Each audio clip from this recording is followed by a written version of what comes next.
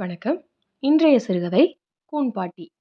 அந்த ஊரின் அரசு ஆரம்பப் பள்ளியில் ஆசிரியர்களுக்கு அடுத்தபடியாக மாணவர்களிடத்தில் பிரபலமான ஒருத்தி என்றால் அது கூன்பாட்டிதான். பள்ளி வாசலில் கோணியை விரித்து அதில் நெல்லிக்காய், நாவற்பழம், சூடமிட்டாய், தேன் மிட்டாய், சவ்வு மிட்டாய் போன்ற பண்டங்களை விற்பவர்தான் இந்த கூன்பாட்டி. இது தவிர இவர் விற்கும் வெள்ளரி பிஞ்சு மற்றும் கீத்து மாங்காய்க்கு தனி ரசிகர் பட்டாளங்களும் உண்டு. சமயங்களில் பள்ளி ஆசிரியர்களும் கூட பிள்ளைகளிடம் காசு கொடுத்தனுப்பி கீத்து மாங்காய் வாங்கி சுவைப்பதும் உண்டு. பல் கூசச் செய்யும் நல்ல புளிப்பு சுவையுடைய மாங்காய்கள் பருவம் எய்துவதைப் போல பழுத்து இனிப்படைய துவங்கும் தருணத்தில் சரியான பதத்தில் தேர்வு செய்து அதை நீட்டமான சிறு சீவல்களாக வெட்டி அதில் சிறு சிறு பற்களாக பிளந்து அதனுடன் பாட்டி தரும் உப்பும் மிளகாய் பொடியும் கலந்த சால்ட் பொடியில் தொட்டு கடிக்கும்போது வரும் புளிப்பு கலந்த இனிப்பு சுவையை கண்மூடி சுவைப்பதில் அப்பள்ளி மாணவர்களுக்கும் ஆசிரியர்களுக்கும் இடையில் பெரிய வித்தியாசம் இருந்திருக்க வாய்ப்பில்லை. பள்ளியின் மாணவர்களுக்கு கூன்பாட்டியின் கடைப்பண்டங்களுக்கு எவ்வளவு பிரியமோ அதே அளவிற்கு அவளது ஊன்று குச்சியை எண்ணி பயமில்லாமல் இல்லை. அத்தனை ஆண்டுகளில் அந்த குச்சியை கொண்டு எந்த குழந்தையையும் அவள் அடித்ததில்லை. ஆயினும் அந்த குச்சிக்கு மாணவர்களிடையே இருந்த பயத்திற்கு அந்த கம்பீரமான கூன்பாட்டியே காரணம். கூன்பாட்டிக்கு முதலில் பிறந்த 5 பிள்ளைகள் இறந்தே பிறந்தது. தன் 38வது வயதில் 6வதாக பிறந்த ஒரே ஒரு மகன் இருந்தான். அவனும் சிறு வயதில் ஏதோ காரணத்தினால் அப்பா கண்டித்ததில் வீட்டை விட்டு ஓடிவிட்டான். மகன் கிடைக்காத துக்கத்திலும் தன்னால் தான் மகன் வீட்டை விட்டு ஓடிவிட்டான் எனும் குற்ற உணர்ச்சியிலுமே பாட்டியின் கணவர் நோய்வாய்ப்பட்டு இறந்து போனார். அன்றிலிருந்து இன்று வரை கூன்பாட்டி ஒண்டிக்கட்டைதான். ரேஷன் இலவச அரிசியும் பருப்புமே அவள் வயிற்றை கழுவ போதுமானதாக இருந்தது. பிச்சை எடுத்து 3 வேளை உண்பதைக் காட்டிலும் உழைத்து பெற்ற பணத்தில் ஒருவேளை கஞ்சி குடித்தாலும் போதும் எனும் வைராக்கியக்காரி. கூன்பாட்டியின் கடையின் மொத்த மதிப்பே 500 ரூபாய்க்குள் தான் இருக்கும். அந்த வியாபாரத்தில் கிடைக்கும் 30-50 லாபத்திலும் 5-10 என உண்டியலில் சேமித்து வைத்திருந்தாள். பெற்ற பிள்ளையே இல்லை என்றான பின் அனாதை பிணமானாலும் கூட சுடுகாடு செல்லும் வரை பிறர் கையை எதிர்பார்க்க கூடாது என்பதில் தீர்க்கமாய் இருந்தாள். அன்றும் வியாபாரத்தை எல்லாம் முடித்து கொண்டு மொத்த பண்டங்களையும் கோணியிலிட்டு சில்லறைகளை சரிபார்த்து தன் சுருக்கு பையில் இட்டபடி கோணியை தலைமேலேற்றி குச்சியை ஊன்றியவாறு வீடு வந்து சேர்ந்தவளிடம் எதிர்வீட்டு மல்லிகா பாட்டிக்கு வந்திருந்த லெட்டரை நீட்டினாள். யாரோ ஆறுமுகம் கிட்ட இருந்து உனக்கு லெட்டர் வந்திருக்கு பாட்டி. அந்த பெயரை கேட்டதும் பாட்டி வெடவெடத்து போனாள்.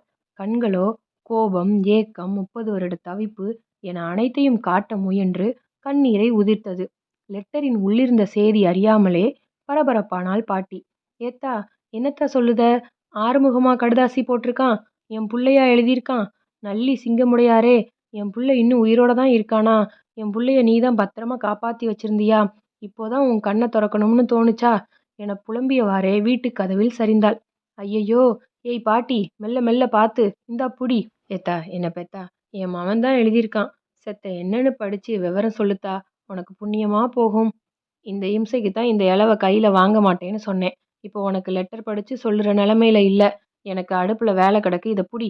காலையில சாவகாசமா படிச்சு சொல்லுதேன் என்றவாறு லெட்டரை கையில் திணித்து பதிலுக்கு காத்திராமல் இவளை கணக்காவே எல்லாரும் சும்மாவே இருக்காங்கன்னு நினைச்சா போல கிளவி என்று புலம்பியபடி சென்று கதவடைத்தாள் மல்லிகா.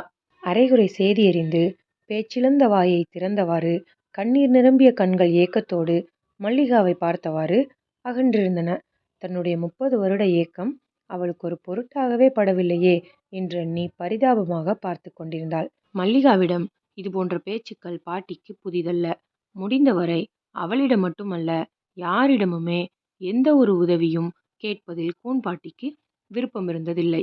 ஆனால் அன்றைய தினமோ மல்லிகாவின் புறக்கணிப்பை தாண்டியும் அவளிடம் உதவி கேட்டுதான் ஆக வேண்டிய கட்டாயத்தில் இருந்தாள் பாட்டி. மல்லிகா கூறிய அந்த ஒற்றை பெயர் பாட்டியின் ஒட்டுமொத்த வைராக்கியத்தையும் உடைத்து விட்டது. முற்றிலும் வறண்டு போன அந்த பாறையில் ஆசையையும் எதிர்பார்ப்பையும் துளிர்விட செய்தது. மகிழ்ச்சியான எதிர்பார்ப்பு ஒருபுறமும், 30 ஆண்டுகள் பிள்ளையை பிரிந்திருந்து வாழ்வின் எல்லா சந்தோஷத்தையும் தொலைத்த வேதனையின் நினைவுகள் ஒருபுறமும் சேர்ந்து அந்த இரவை விடிய விடாமல் கூன்பாட்டியை படுத்தி எடுத்தது. 12 வயதில் ஓடிப்போன தன் மகன் இந்நேரம் நன்கு வளர்ந்திருக்க கூடும். தோற்றத்தில் அவன் அப்பாவை போல் இருப்பானா? 12 வயதில் சென்றவன் பிழைப்பிற்கு என்னவெல்லாம் துன்பப்பட்டிருப்பானோ, எந்த ஊரில் என்ன தொழில் செய்து இத்தனை காலம் பிழைத்திருந்தானோ, அவ்வளவு துன்பத்திலும் தன்னை தேடி வரவேண்டுமென்ற எண்ணமில்லாமல் இருந்திருக்கிறான் என்றால், தன் பிள்ளையும் தன்னைப் போன்ற வைராக்கியக்காரன்தான். கண்டிப்பாக இந்நேரம் திருமணமெல்லாம் செய்து குடும்பஸ்தனாகியிருப்பான். என்னதான் கோபமிருந்தாலும் அவனுடைய பிள்ளைகளுக்கு அவன் அப்பா பெயரைத்தான் வைத்திருப்பான். இதுபோல பற்பல எண்ணங்கள் இரவெல்லாம் அவளைத் தூங்க விடாமல் செய்தது. அன்று மாலை வரை தன்னுடைய பிள்ளையைப் பற்றி சிந்தனை கூட இல்லாமலிருந்த பாட்டிக்கு அன்றைய இரவு முழுதும் அவனைத் தவிர வேறு எந்த சிந்தனையுமே இல்லை. பிள்ளை குறித்த பாட்டியின் மனதிற்கும் மூளைக்குமான வாக்குவாதங்களை முடித்து வைக்கும் நோக்கில் கதிரவன் தன் கரங்களை உயர்த்தியபடி மேலெழும்பினான். சேவல் கூவியது. கூடுகளில் இருந்த பறவைகளெல்லாம் குடும்பம் குடும்பமாக இரை தேடி பறந்தன. இவை அனைத்தும் பிற நாட்களைப் போலவே அன்றும் வழக்கமாக நடந்து கொண்டிருந்தாலும், கூன்பாட்டிக்கு அவை ஒவ்வொன்றும் தன் பிள்ளை குறித்த ஒவ்வொரு ஞாபகத்தை கொண்டு வந்தது. ஒவ்வொரு ஞாபகமுமே கூன்பாட்டிக்கு மகிழ்ச்சியை ஏற்படுத்தியது. பொழுது விடிந்திருந்தும் எதிர்வீட்டு மல்லிகா வீடு இன்னும் திறக்காமல் இருப்பது மட்டும்தான் பாட்டிக்கு பெரிய சோகத்தை கொடுத்தது. இருந்தாலும் அந்த கதவு திறக்கும் முன்னரே தன் வீட்டு முற்றத்தோடு சேர்த்து மல்லிகா வீட்டு முற்றத்தையும் சேர்த்து பெருக்கி தெளித்து தனக்கு தெரிந்த கம்பி கோலத்தையும் போட்டு வைத்திருந்தாள் கூன்பாட்டி. 7 மணிக்கு எழுந்து வாசல் திறந்த மல்லிகா முற்றத்தை பார்த்ததும் நிமிர்கையில் யாசக புன்னகையோடு எதிரில் நின்றிருந்த கூன்பாட்டியை பார்க்கையில் எரிச்சல்தான் வந்தது. விடிந்தும் விடியாமலும் இந்த மூலி மூஞ்சில முழிச்சா உருப்படுமா என்று முணுமுணுத்தபடியே, இதென்ன கூத்து, உன்னை யார் பாட்டி இந்த வேலையெல்லாம் பார்க்க சொன்னது என்றாள் மல்லிகா. இதுல என்னத்தா இருக்கு, அக்கம் பக்கத்துல இருந்தா மாத்தி மாத்தி ஏதோ ஒத்தாசை பண்ணிக்கிறது தானே, பொக்கை வாயை இழித்தவாறே பதிலளித்தாள் கூன்பாட்டி. உன் வயசுக்கு உன்கிட்ட நான் ஒத்தாசை கேட்டா அப்படி இருக்கும் என்று கூறி அங்கிருந்து நகர முற்பட்டாள் மல்லிகா. வேலையெல்லாம் முடிச்சிட்டு ஒரு 8 கூப்பிடுதியாத்தா, அந்த காகிதத்தை படிச்சு விவரம் சொல்லிட்டா புண்ணியமா போகும் உனக்கு என்றாள் கூன்பாட்டி தயங்கியவாறே. ஐயையோ, எடுத்த அந்த லெட்டரை ராத்திரி முழுக்க என்னையதான் திட்டி தீர்த்திருப்ப போல, அதான் கெட்ட கெட்ட கனவா வந்துட்டு இருந்தது. நாரப்புடுங்கள இருந்தாலும் ஒன்ன மாதிரி நச்சு புடுங்கள இருக்க முடியுமா என்று கொட்டி தீர்த்தவளிடம் வேறு வழி இல்லாமல் சுருக்கில் போட்டு வைத்திருந்த லெட்டரை எடுத்து நீட்டி பாவமாய் நின்றாள் கூன்பாட்டி. வேண்டா வெறுப்பாய் லெட்டரை வாங்கி படிக்க ஆரம்பித்தாள் மல்லிகா. 21 மார்ச் 2020. அன்புள்ள அம்மா தெய்வானைக்கு மகன் ஆறுமுகம் எழுதி கொள்வது. இங்கு நான், என் மனைவி மற்றும் என் 2 பிள்ளைகள் அனைவரும் நலம். இந்த பொறுப்பில்லாத பிள்ளையை பெற்ற பாவத்தை செய்த உன் நலம் குறித்து அறிந்து மிகுந்த வேதனையுற்றேன். இத்தனை ஆண்டுகளுக்கு பிறகு சென்ற வாரம் நம் ஊர்க்காரர் கணபதி அண்ணனை மும்பையில் சந்தித்து நம் வீட்டு நிலவரம் குறித்தறிந்தேன். என் முட்டாள்தனத்தால் மனமுடைந்த அப்பாவின் நிலையையும் அது சகிதம் உன் வாழ்நாளின் பாதி காலத்தில் மகிழ்ச்சி என்ற சொல்லையும் மறந்து நடைபிணமாய் வாழும் உன் நிலையையும் அறிந்து பெரும் துயருற்றேன். உன் வாழ்நாளின் மீதி நாளை என் அரவணைப்பில் வைத்து வாழ ஆசைப்படுகிறேன். உன்னை அழைத்துச் செல்ல இன்னும் 2 தினங்களில் இங்கிருந்து கிளம்பி ஊருக்கு வருகிறேன். நீ இழந்த சந்தோஷங்களையும் மகிழ்ந்திருந்திருக்க வேண்டிய தருணங்களையும் உனக்கு வழங்க முடியாவிட்டாலும் என்னால் முடிந்த வரையில் உன்னை மகிழச் செய்து பார்க்க விரும்புகிறேன். நீ கட்டாயம் என்னை மன்னித்து என்னுடைய இந்த வேண்டுகோளை ஏற்பாய் என்று நம்புகிறேன். கணபதி அண்ணனை சந்திக்கையில் உன்னை தொடர்பு கொள்ள ஃபோன் நம்பர் எதையும் வாங்க முடியவில்லை. இதில் இருக்கும் என்னுடைய ஃபோன் நம்பரை தொடர்பு கொள்ளவும் என்று லெட்டரை வாசித்து முடித்து நிமிர்கையில் கூன்பாட்டியின் கண்கள் குளமாகி இருந்தது. படித்து முடித்து மல்லிகா நீட்டிய லெட்டரை முத்தமிட்டாள். கூன்பாட்டியின் அடுத்த வேண்டுகோளை அறிந்த மல்லிகா அதை கேட்பதற்கு முன்பாகவே அங்கிருந்து நகர முயன்றாள். ஏத்தா புண்ணியவதி, என் புள்ளைக்கு ஒரே ஒரு ஃபோன் போட்டு கொடுப்பியாத்தா? இதில் ஏதோ நம்பர் இருக்கு, எழுதியிருக்கான்னு சொன்னியே, ஃபோன் போடணுமா? ஏதோ கொடுத்து வச்ச மாதிரில கேட்குற. அதான் 2 நாளில் கிளம்பி வாரேன்னு எழுதியிருக்காருல்ல. ஏற்கனவே இன்னைக்கு தேதி 24 ஆச்சு. இன்னைக்கு ராத்திரி கிளம்பினாலும் எப்படியும் 2 நாளில் வந்துட போறாரு. இல்லத்தா, இவ்வளோ நாள் என் புள்ள உசுரோட இருக்குதுன்னு கூட தெரியாமல் இருந்துட்டேன். இப்போ வளர்ந்து ஆளாகி குடும்பஸ்தனா இருக்கான்னு தெரியவும் நெஞ்சு கடந்து தேடுதுத்தா. ஒரே ஒருக்க என் புள்ள குரலை கேட்டுட்டா கொஞ்சம் நிம்மதியாக இருப்பேன். இந்த ஒத்தாசை மட்டும் பண்ணுத்தா, உன் புள்ள குட்டியோட நல்லா இருப்ப. ஃபோனில் காசு இல்லைன்னு சொல்கிறேன்ல பாட்டி, ஏதோ நான் உன் பிள்ளைகிட்ட உன்னை பேச விடாத மாதிரில பேசுகிற. விட்டா என் குடும்பத்துக்கு சாபம் கொடுத்துருவ போலையே. 30 வருஷம் புள்ள இருக்கானா இல்லையான்ற கவலை கூட இல்லாமல் நல்லா பொங்கி ஆக்கி தின்னுட்டு இருந்த. இன்னும் 2 நாள் இருக்க முடியலையாக்கும். காலங்காத்தால என்னைய இம்சை பண்ணாமல் கிளம்பு. என்று திட்டிக்கொண்டே வீட்டிற்குள் சென்று விட்டாள் மல்லிகா. அதற்கு மேல் அவளிடம் கெஞ்ச மனமில்லாமல் அங்கிருந்து அகன்று தன் வீட்டிற்குள் சென்றாள் கூன்பாட்டி. அவளுக்கு என்ன தெரியும்? 30 ஆண்டுகளாய் இரவும் பகலும் பிள்ளையையும் கணவனையும் இழந்து கூன்பாட்டி படும் பாடு. இப்படிப்பட்ட சாமானியர்களுக்கு சமயத்தில் உதவுவதற்கென இருந்த எஸ்டிடி பூத் தொழில்களும் பாழாய் போன செல்போன் வரவால் வழக்கொழிந்தே போனது. அறிவியலின் எல்லா முன்னேற்றத்திலும் நாம் காணும் சொகுசுகள் ஏதோ ஒரு மூலையிலுள்ள இந்த கூன்பாட்டியைப் போல் யாரோ ஒருவரை இம்சித்து கொண்டுதான் இருக்கிறது போலும். கூன்பாட்டிக்கு இரவில் இருந்த ஏக்கம், எதிர்பார்ப்பு இப்போது பல மடங்கு அதிகமாகி இருந்தது. நம் அன்பிற்குரியவர்கள் இறந்து போனால் அவர்கள் மீதான பாசமும் துக்கமும் சில நாட்களோ சில வாரங்களோ நம்மை வாட்டி வதைக்கத்தான் செய்யும் என்பதை நாம் எல்லோரும் உணர்ந்திருப்போம். ஆனால் அப்படி இறந்து போய் தன்னை மீளா துயரில் விட்டு சென்றவர்கள் பல ஆண்டுகள் கழித்து வந்து நம்முடன் வாழப் போகிறார்கள் எனும் உணர்வு எத்தகையதென்பதை நாம் யாரும் அறிந்திருக்க வாய்ப்பில்லை. அப்படி ஒரு உணர்வுதான் கூன்பாட்டியை நிலைகொள்ள விடாமல் படுத்தி கொண்டிருந்தது. அன்றைய பகல் முழுதும் ஏக்கமும் மகிழ்ச்சியும் கலந்த உணர்வோடு மகன் ஆறுமுகம் எழுதிய கடிதத்தை பார்த்தவாறே கழித்தாள்.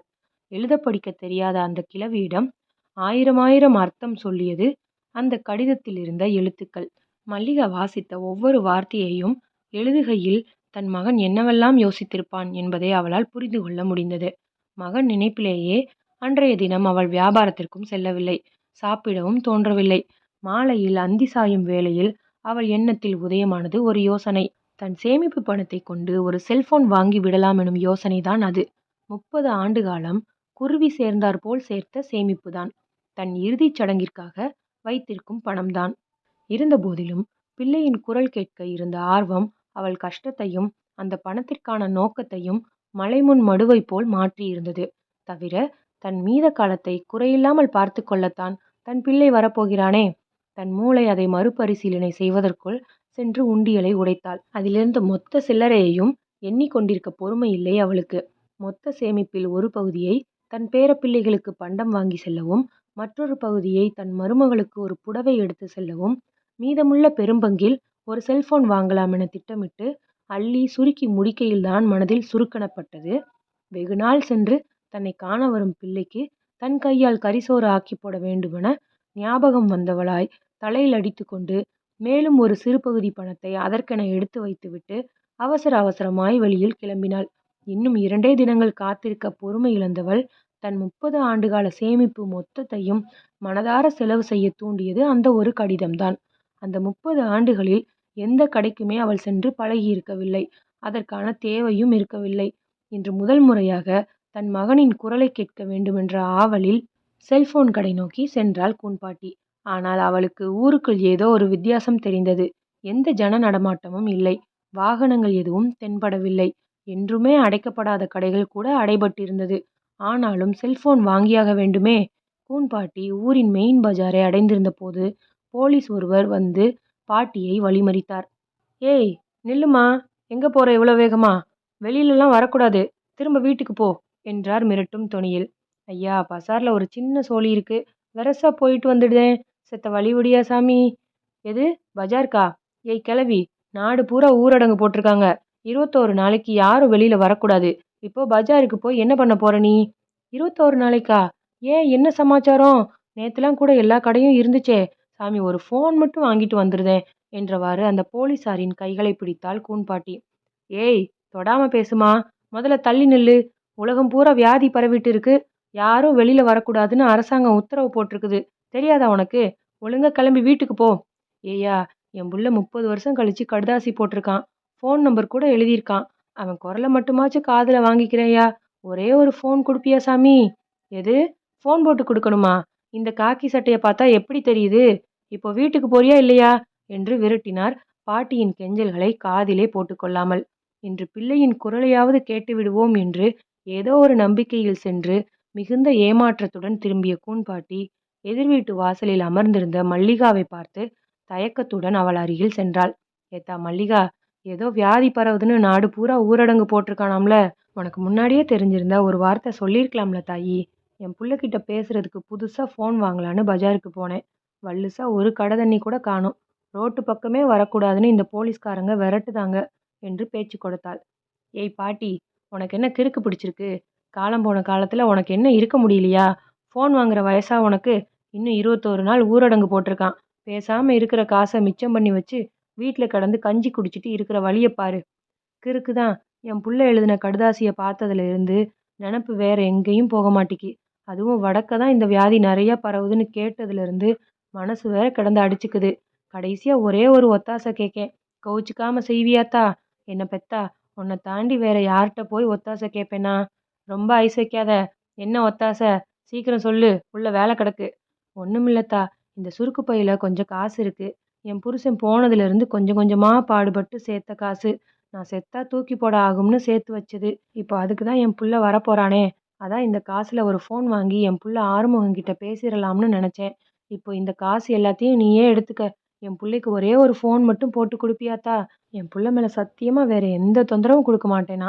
மாட்டேங்காம ஆட்டும்னு சொல்லு தாயி. கூன் பாட்டி கேட்க நினைத்தது மல்லிகாவுக்கு முன்பே தெரிந்ததுதான். ஆனால் அதற்கு பாட்டியால் தர முடிந்த கைமாறு பற்றி அவள் எதிர்பார்க்கவில்லை.